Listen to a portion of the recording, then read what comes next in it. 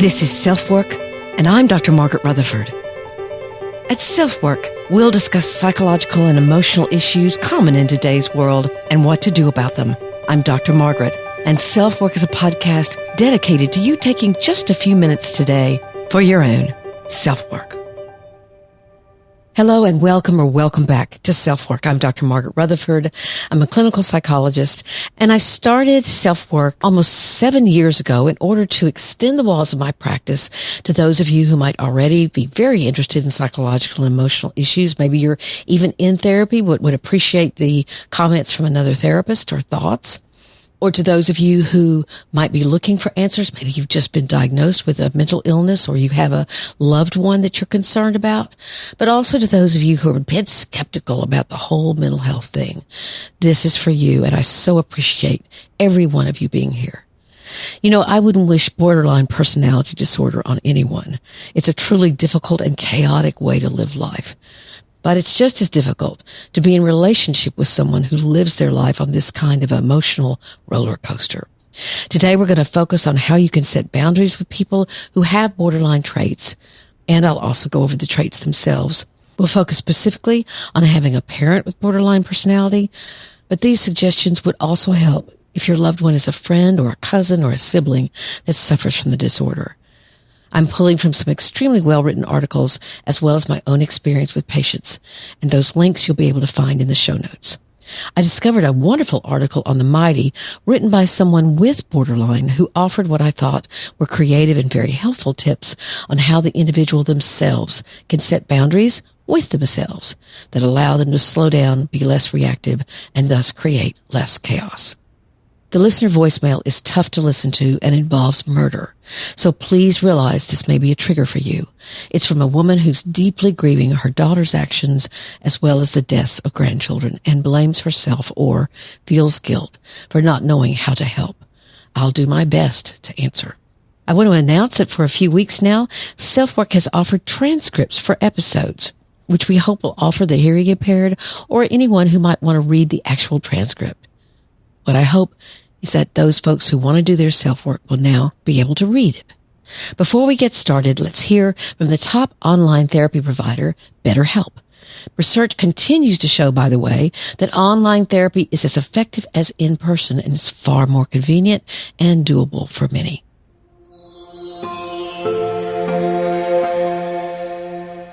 I recently heard a fascinating reframe for the idea of asking for help. Maybe you view asking for help as something someone does who's falling apart or who isn't strong. So consider this. What if asking for help means that you won't let anything get in your way of solving an issue, finding out an answer, or discovering a better direction? Asking for help is much more about your determination to recognize what needs your attention or what is getting in your way of having the life you want. BetterHelp, the #1 online therapy provider, makes reaching out about as easy as it can get. Within 48 hours, you'll have a professional licensed therapist with whom you can text, email, or talk with to guide you. And you're not having to comb through therapist websites or drive to appointments. It's convenient, inexpensive, and readily available. Now you can find a therapist that fits your needs with BetterHelp. And if you use the code or link betterhelp.com/selfwork, you get 10% off your first month of sessions. So just do it. You'll be glad you did. That link again is betterhelp.com/selfwork to get 10% off your first month of services.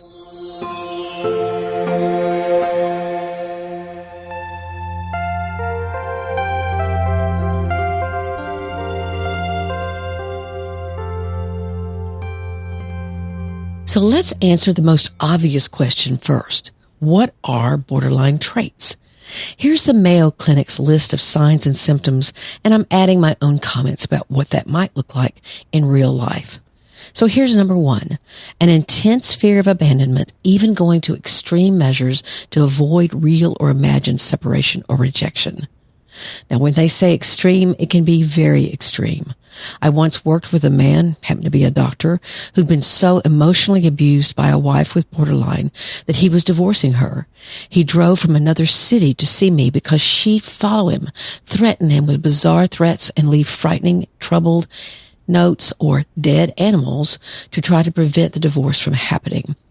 This was very serious. Now, obviously, she had severe borderline. And borderline is on a spectrum, just like everything else in mental health. But this fear of abandonment is really, really strong. Number 2 is a pattern of unstable, intense relationships, such as idealizing someone one moment and then suddenly believing the person doesn't care or is cruel. So you can go from the best friend ever, the best child ever, if it's your parent, the best therapist ever, to the worst. Just imagine what it might be like to truly feel that way, the way the borderline feels. And of course, when you're on the receiving end, and if you are a child, it's highly confusing and can feel very manipulative. Number 3 is rapid changes in self-identity and self-image that includes shifting goals and values and seeing yourself as bad or as if you don't exist at all. What I've found is that questions will be asked like, do I matter at all? For example, years ago, I had a client who'd leave this message on my voicemail. Call me back if you want to. So if I called back, I obviously wanted to, reflecting that it was soothing to her, that it wasn't my job to call her back, but because I cared about her. And of course, the opposite of that would be if I didn't call her back, at least not immediately, it would mean to her I didn't care. And the client could even feel that she didn't exist for me. And so they can set themselves up by this need for reassurance. And also when they don't get it in the way they want it, they can feel as if they don't exist, they're not important, they're bad, whatever. Number 4 is periods of stress-related paranoia and loss of contact with reality, lasting from a few minutes to a few hours. Now, this is the case for truly severe cases of borderline. I'd say what happens more often is that the person with borderline personality disorder frequently dissociates, likely due to previous abuse, and so it's become a way for them to de-stress. Dissociating means that your mind sort of goes someplace else, and you feel like you're not really in your body. Daydreaming is a mild form of dissociating. But people with a lot of abuse in their histories, their minds have dissociated from the abuse when the abuse was happening as a way to protect themselves. Here's the next one. Impulsive and risky behavior such as gambling, reckless driving, unsafe sex, spending sprees, binge eating or drug abuse, or sabotaging success by suddenly quitting a good job or ending a positive relationship. Now, this trait can be confused with bipolar disorder and does have quite a few similarities. But when the mania is over, someone with bipolar disorder will see the damage as damage. Someone with borderline personality disorder may not. Most of this is due, of course, to the fact that they are governed by their emotions. So if they want to do it, if they feel like it's an impulse at the time that they want to do, or they'll spend the money, or they'll drive recklessly, it's sex they want to have, then they'll do it no matter what the impact on them is, or other people, actually. The next one is suicidal threats or behavior or self-injury, often in response to fear of separation or rejection. This is very, very common. Cutting is often a part of this, or burning yourself. Another is hitting their heads against something repeatedly. And of course, what someone with borderline personality disorder might tell you is that when they cut, they're actually trying to distract themselves from their deep emotional pain. It relieves the depth of their emotional pain by feeling physical pain. Other borderlines have told me that they don't feel anything when they cut. So it is truly a dissociative, like we were talking before. It's a dissociative behavior.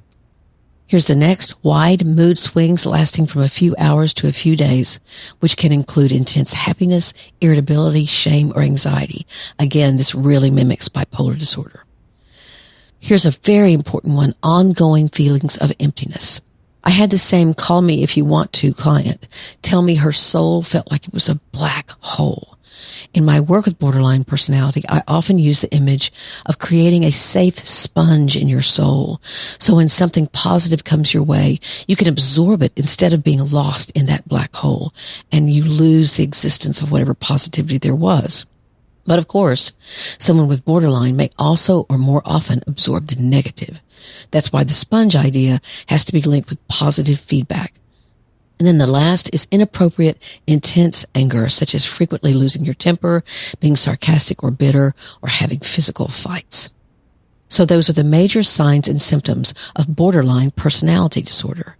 Now, your next question could easily be, how does someone develop BPD? The only answer is that its cause seems to have multiple levels, multiple facets, because we don't know. It may be from early trauma, very poor attachment, never feeling safe. There are many, in fact, who feel that dissociative identity disorder, or what used to be called multiple personality disorder, is really a severe borderline disorder, where in your past your safety was so compromised that you literally had to break into another sense of self or another persona to handle the stress of no safety. Think of it as something getting heavier and heavier to hold. So you have to use both hands.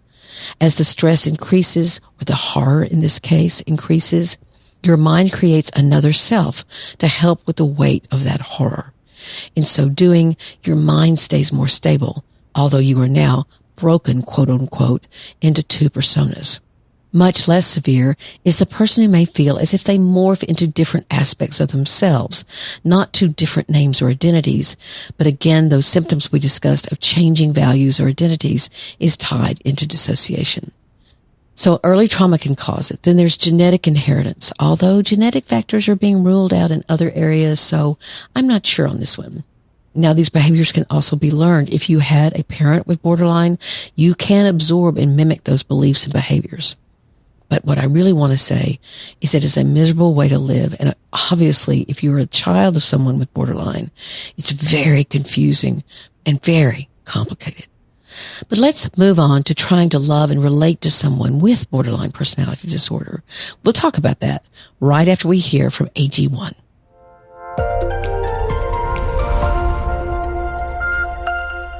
Our next partner is AG1, the daily foundational nutrition supplement that supports whole body health. I drink it literally every day. I gave AG1 a try because I wanted a single solution that supports my entire body and covers my nutritional bases every day.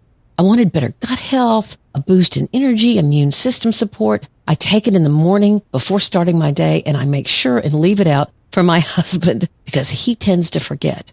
I love knowing that I'm starting my day so incredibly well, and I wouldn't change a thing because it's really helped me the last 2 or 3 years I've taken it. And here's a fact. Since 2010, they've improved their formula 52 times in the pursuit of making this nutrition supplement possible and the best it can be. So if you want to take ownership of your health, it starts with AG1. Try AG1 and get a free 1-year supply of vitamin D and 5 free AG1 travel packs with your first purchase. Go to drinkag1.com/selfwork, and that's a new link, drinkag1.com/selfwork. Check it out.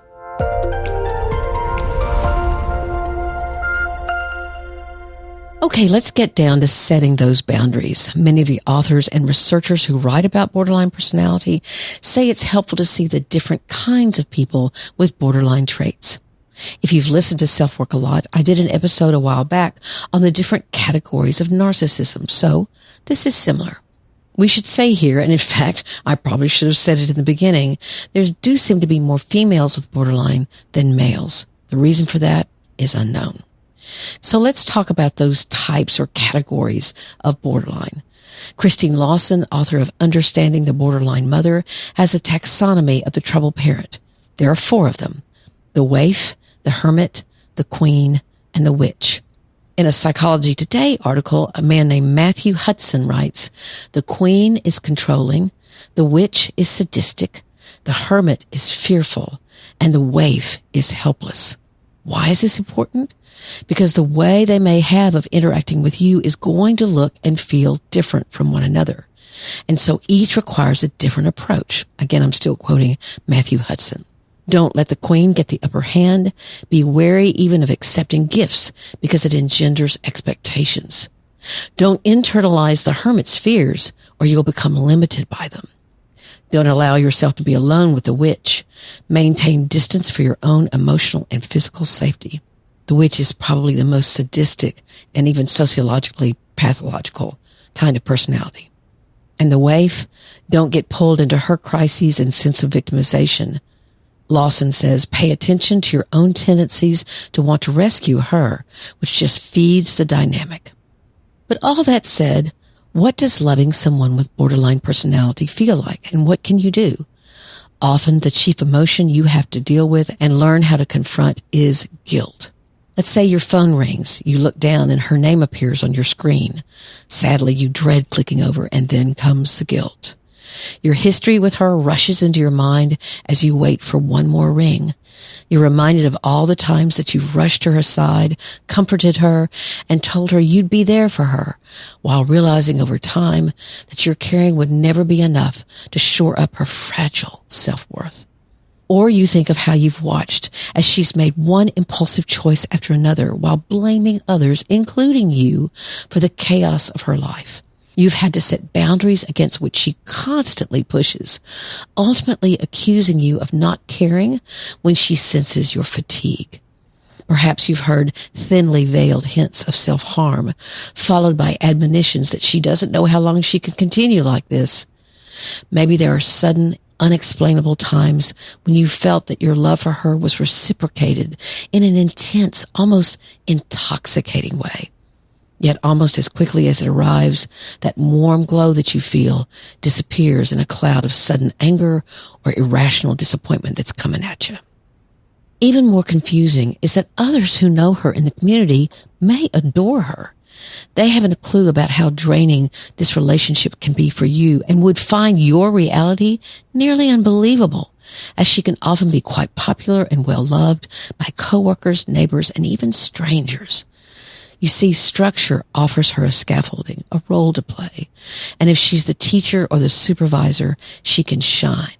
But she lacks the empathy needed for closer, more intimate relationships. What this means, again, is that with structure, someone with borderline personality disorder, when that structure is provided for her, when she knows what her role is, what her duties are, what her responsibilities are, she can follow those rules exactly and be beloved, be kind, be enthusiastic. But when she leaves that structure and has to build her own, that's where she can fall apart. And so she's not a good mother, or she's not a good friend. In fact, she could be an awful friend or an awful mother. No matter who she is, whether she's your mom, your sister, your partner, your friend, you can become exhausted, and your own guilt can be unrelenting. And guess what? She'll encourage that. So what does guilt sound like inside your head? She's my mother. She raised me the best way she could. I owe her. And she's getting older and isn't able to care for herself. Or, she's my daughter. I'll never forget the day I saw her for the first time. So tiny, so trusting. She deserves the same kind of relationship I have with the other kids. But she's not like your other kids. Even though she's my ex, I don't know how she'd treat the kids if she felt like I wasn't there for her. She flipped out when we got divorced. I can't totally abandon her ever. It's wreaking havoc between me and my now wife, who, of course, she detests. And one more. She was my best friend when no one else would talk to me in the 8th grade. She was there, always. So why do I shudder at the thought of simply talking with her now? You can hear it. Guilt, guilt, and more guilt. In I Hate You, Don't Leave Me, the classic book on borderline personality disorder, the authors state, the borderline shifts her personality like a rotating kaleidoscope, rearranging the fragmented glass of her being into different formations. That's what we were talking about before, right? Like a chameleon, she transforms herself into any shape that she imagines will please the viewer. That's why you can think you know her, but then when you try to develop an intimate or emotionally intimate relationship with her, all of these other traits that we talked about begin to come out. In fact, it can actually be uncanny how well someone with borderline traits can assess your own internal struggles and use those very issues to manipulate you. For example, if you're someone who takes responsibility for your actions very seriously, she may subtly or not so subtly insinuate you're falling down on the job or question whether you know what you're doing. A lot of times if I had a borderline client, maybe I hadn't slept the night before and I was a little fatigued, and she would look at me and she'd say, oh, you know what? We don't have to meet today. You look kind of tired. You could hear that she's zoned in on my fatigue already. And she's trying to see if I'm going to tell her, you're right, you're not important to me. Let's call off this session.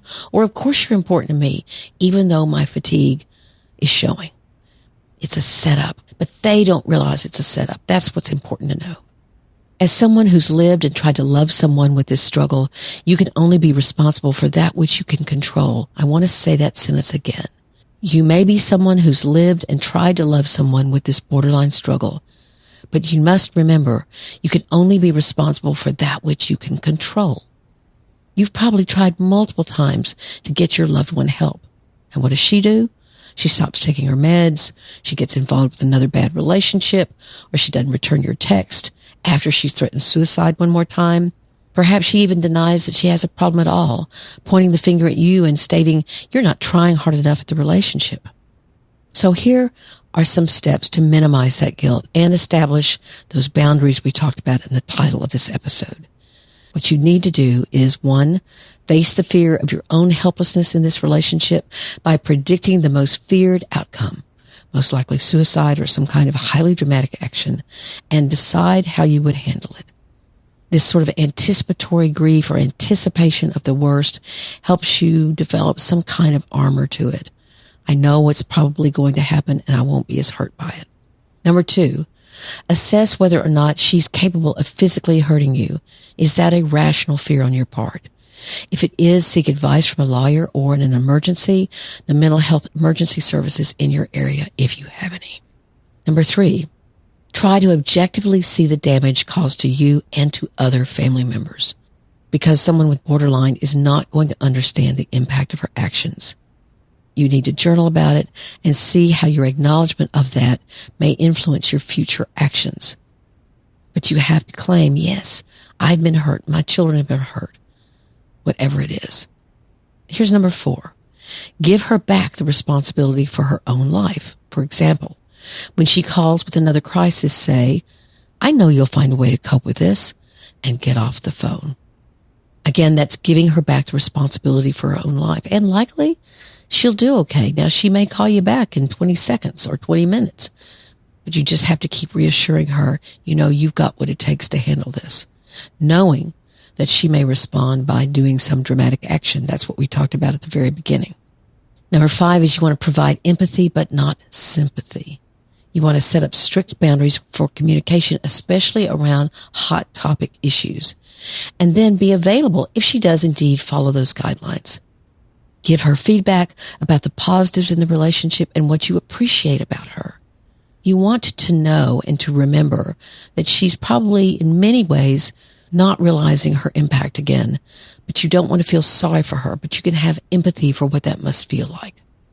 Number 6 is you want to grieve the relationship that could have been, acknowledge and feel the pain of that loss. Again, journaling can be very helpful here. Number 7, realize she may never have the capacity of understanding the impact she's having on you. She's not withholding something from you. She's likely not capable of giving it. So if you stop expecting that from her, perhaps you won't get hurt. Number 8 is get support from others who understand or have walked the same walk. Again, books like Understanding the Borderline Mother, Stop Walking on Eggshells, and I Hate You, Don't Leave Me provide great strategies. And number 9, and perhaps the most important, have compassion for yourself. But now quickly, I want to add in some advice from an author who has borderline personality disorder herself and offer some steps for the borderline to set their own boundaries. It's a woman named Megan Glosson, and I found this on the Mighty. So this is boundary setting for the borderline herself. You want to maintain a two-sided conversation where you listen as well as talk. So focus on listening. You want to ask people if they have the emotional bandwidth to talk to you before you start divulging something serious or telling them how dysregulated you're coming, how upset you are. Don't answer phone calls and don't text messages during your work or sleep hours. You want to pause before you respond in conversations when you feel yourself growing what she calls dysregulated. Again, upset, unstable, angry, whatever it is. You want to take certain situations to your therapist for coaching before you simply react emotionally. You get to practice with your therapist. I loved this idea.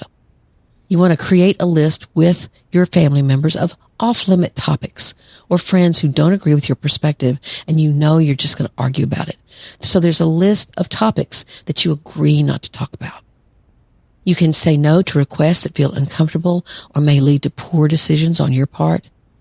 And then this last one I really liked. You can ask people to not use your diagnosis of borderline as a weapon or an excuse to treat you poorly. And that's exactly right.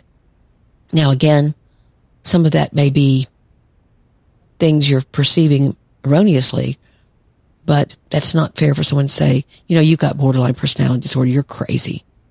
That's going to go nowhere. So I thought this was wonderful advice, and from someone who knows how hard it is to live with borderline personality disorder. You could hear the pragmatism in her suggestions. Stop, wait, think, then act. I'll end with this. When I have someone as a client with borderline personality, I'll suggest they ask themselves this question. Will this likely create chaos? Now, the definition of chaos might need a little work, but overall, you want to help someone stop and wait and think through things, and that's vital to healing. And if you're trying to love someone with borderline personality disorder, and if they have any sense of how their behavior is impacting you and the relationships, perhaps this is a list you want to share with them. And then perhaps you could apply the stop, wait, think, and then act to yourself. Speak Pipe message from drmargaretrutherford.com. Let's hear from the listener voicemail for today. Again, a warning, it's about a murder of 2 children. Please don't listen if that will act as a trigger for you. Good morning. I woke up feeling guilty this morning because I wasn't able to or didn't know how to help my daughter at her darkest moments. She wanted to kill herself, and I didn't know how to help. She ended up killing her 2 kids, and she attempted to kill herself as well. Her relationship with the kids' father was terrible. She never asked for help. She really put up a front that everything was really good. I live in California. She lived in Las Vegas. But she never said anything, and I feel really, really guilty about that. I'm very sad. So the past 2 years, I had my 2 grandkids pass away. And this year, my mother passed away. I've worked with parents and even grandparents who've lost children to murder. But for the mom to kill these children, that's obviously a deep, deep illness or pathology. I could guess that maybe she was hearing voices that told her to kill. That's called psychosis, and the proper term is auditory hallucinations. But there's another term for killing your children. It's called filicide. The most common factors are depression, including postpartum depression, psychosis, prior mental health treatment, and suicidal thoughts. Sometimes it can happen because a mother believes death is in the child's best interest, or she can have delusions. And again, she may be hearing these command hallucinations that tell her to kill. This kind of filicide can occur as a result of cumulative child abuse, neglect, or what's called Munchausen syndrome by proxy. We won't go into that today. It's too long. Maybe I'll do an episode on it. And actually, sometimes it's a very selfish mother who believes her kid is a hindrance. We've recently heard about a woman who killed children because they weren't following her particular religious views, or she saw them as filled with the devil. And this is the rarest, a mother who kills as an act of revenge against the child's father. But whatever the reason or the pathology behind it, it's horrific for those who've loved all of them. And this mama also tried to kill herself, or it looked like she did. This kind of grief that's also accompanied by absolute horror, to use that word again, is so very complicated. I'm certainly going to recommend that this listener get someone to talk to about the guilt she carries. Since her daughter didn't look sick, then it's likely that she kept secret whatever was really going on with her. It could have been postpartum depression or some kind of depression that she hid. Perhaps more will be discovered, but until then, the guilt that you didn't see this is something that I've seen as a part of many types of grief that occur from sudden loss. The fact is, your daughter didn't want you to see it. She didn't want anyone, it sounds like, to see it or to see her. I'm so sorry for your loss and sad for all involved, but please turn to a therapist who knows how to work through this kind of trauma with you.